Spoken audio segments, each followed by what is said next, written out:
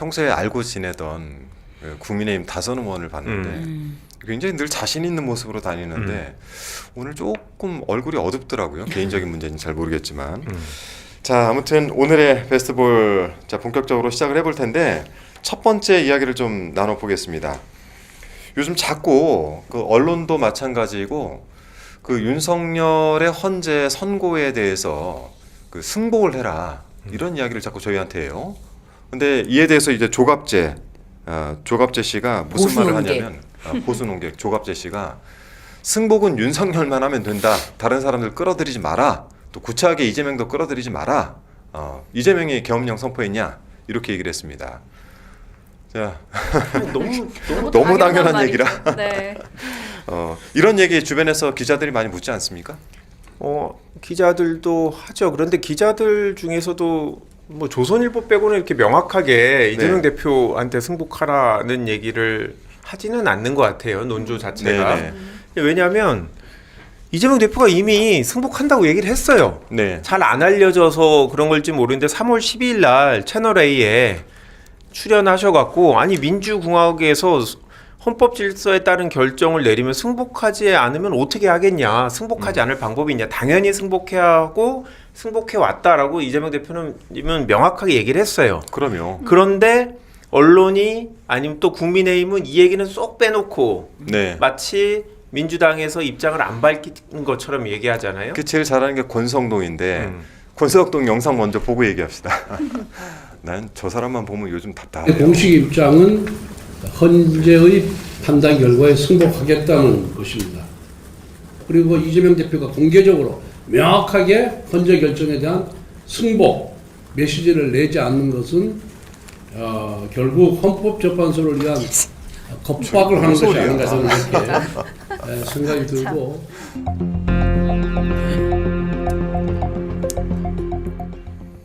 아유 진짜 본인이나 잘하세요.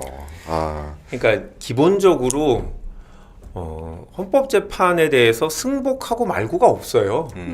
뭐 항소 절차가 없잖아요. 무조건 따라야 되는 거고. 네. 그리고 헌법재판은 헌재하고 피청구인 윤석열하고의 관계죠. 네. 굳이 더 늦자면 국회 소추인단, 네. 우리 정청래 의원님이 소추위원장을 네네. 하고 계신데 이렇게 삼각구조지 민주당이나 이재명 대표님은 직접적인 관련이 없어요. 그러니까 윤석열 대통령이 만약에 본인이 나 이 재판을 결과를 따르지 못하겠다 라고 한다고 해서 파면된 게 효력이 안 발생하는 건 아니고 그 순간 그냥 파면되는 거고 네. 다만 우려되는 거는 방 빼는 게 얼마나 빨리 뺄 거냐. 그렇죠. 그런 건데 뭐 기껏해야 며칠일 거고 어차피 저희가 거기로 들어가지도 않을 거라고 생각이 들어서 그거는 알아서 이제 여론이 반응을 하면 뺄 수밖에 없을 거라 승복 여부는 굳이 얘기하자면 윤석열 피청구인만 해당되는 얘기죠. 그런데 뭐 다 짐작하시겠지만 권성동 대표나 일부 보수 언론에서 자꾸 이제 민주당 승복 얘기를 하는 거는 이거를 그 내란이나 아니면 탄핵 이슈로 사안을 뭐 이렇게 사안을 구분하려는 게 아니라 그냥 여야 간의 정쟁으로 만들려는 거잖아요. 여전히 탄핵에 대해서 찬성하냐 반대하느냐라고 하면 아무리 보수가 결집을 해도 훨씬 탄핵 찬성이 많거든요. 그러니까 질문을 자꾸 바꾸는 거예요. 맞아요. 그러니까 민주당이냐 국민의힘이냐라고 하면 격차가 확 줄어드니까 그러니까 이제 모든 사안에 있어서 마치 이게 윤석열과 이재명 대표님과의 관계 뭐 이런 걸로 치환하려고 하는 거고 근데 사실 저기 효과가 있어요. 그래서 보수층이 결집하는 효과는 있잖아요. 네네. 근데 언론까지 그렇게 하면 안 되는 것 같은데 언론도 제가 봤을 때 기자분들이 개별적으로 저런 질문은 잘 안 해요. 왜냐하면 본인들도 말이 안 되는 걸 알기 때문에. 그럼요. 네, 그리고 이재명 대표님이 그 채널A에 출연한 거는 많이 알려진 방송이잖아요. 왜냐면 보수 네. 그 논객하고 정규재 씨하고 같이 대담처럼 했기 때문에. 저는 이 김에 그냥 네. 조갑재 씨하고도 한번 만나서 이야기 좀 네. 대담 좀 나눠봤으면 좋겠습니다. 아니, 아니 근데 네. 헌재 결정에 따라라는 이야기를 할 거면은 최상목에 그렇지. 아니 최상목에게 먼저 해야죠. 아니 헌재가 지금 마은혁 재판관 임명하라고 했는데 그 따르지 않고 있는 자가 이미 있잖아요. 따르지 않고 있는 자가 그리고 윤석열 대통령이 예? 어제 법률 대리인을 통해서 헌재 결과가 나와야지 승복할지 말지 밝히지 않겠느냐 이런 입장을 발표를 했어요.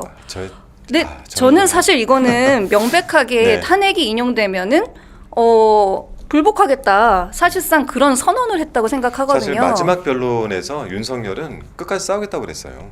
그렇죠. 네. 끝까지 저항하겠다는 의지를 밝혔기 때문에 실제 권성동 대표가 저런 이야기를 할 대상은 윤석열입니다. 그렇죠. 본인들 지금 저렇게 내란도 저지르고 비상경까지 했던 대통령에 대해서 아직도 1호 당원으로 남아 있잖아요. 그러니까요. 제명부터 승복하겠다 해야죠. 이거를 당론으로 정하든지 하고 그래서 윤석열 뭐 지지자들 한 줌의 지지자들 남아있는 지지자들 엄한 짓 하지 않게 단속해야 한다 그렇게 생각합니다.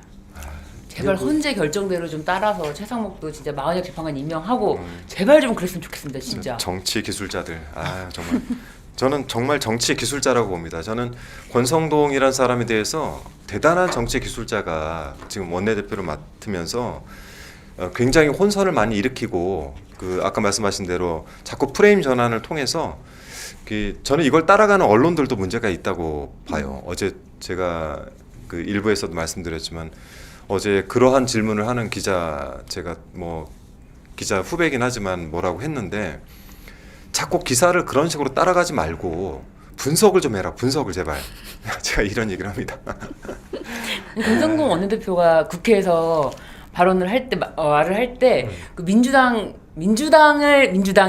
이거를 44번 하고 뭐 이재명 대표를 19번 이거를 카운팅을 했더라고요. 네. 44번이 정확하진 않지만 하여간 네. 그 정도로 그러니까요. 무슨 민주당과 이재명 대표의 스토커인가요? 무슨 말에 민주당과 이재명 대표가 무슨 말을 잊지 못하는 거의 스토커 수준이 아닌가 이 정도는 자꾸 생각이 듭니다. 거기서 존재감을 찾으려고 네. 하는 것 같습니다. 참 어이없는 네. 상황이. 그러니까 실제 그런데 국회가 국민의힘이 여당 역할을 못하는 거죠. 원래 맞습니다. 여당 원내대표의 발언은 네. 대통령과 같이 국정 방향에 대해서 이야기하는데 일단 역할을 할 수가 없잖아요. 네. 그렇긴 한데 권성동 대표의 발언하고 민주당 지도부의 발언하고 항상 1대1로 동일하게 이제 소개를 하니까 네. 우리가 봤을 때 불합리하다라고 생각이 들지만 계속 소개가 되고 있어서 저런 의도를 자꾸 지적을 해줘야 될 것 같아요. 네네.